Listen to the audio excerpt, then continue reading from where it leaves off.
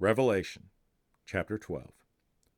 And a great sign appeared in heaven, a woman clothed with the sun with the moon under her feet, and on her head a crown of 12 stars. She was pregnant and was crying out in birth pains in the agony of giving birth. And another sign appeared in heaven, behold, a great red dragon with 7 heads and 10 horns, and on his head 7 diadems. His tail swept down a third of the stars of heaven and cast them to the earth. And the dragon stood before the woman who was about to give birth, so that when she bore her child, he might devour it. She gave birth to a male child, one who is to rule all the nations with a rod of iron, but her child was caught up to God and to his throne.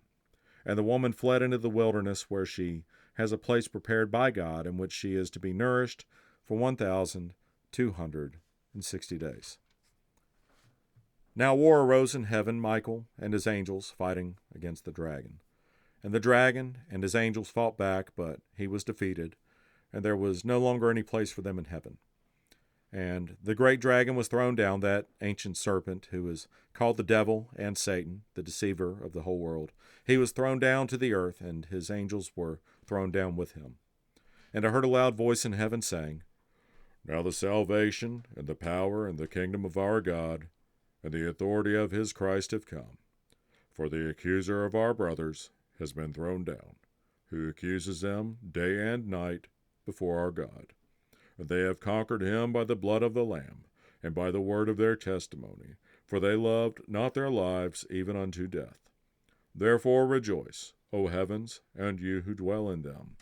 But woe to you, O earth and sea, for the devil has come to you in great wrath, because he knows that his time is short.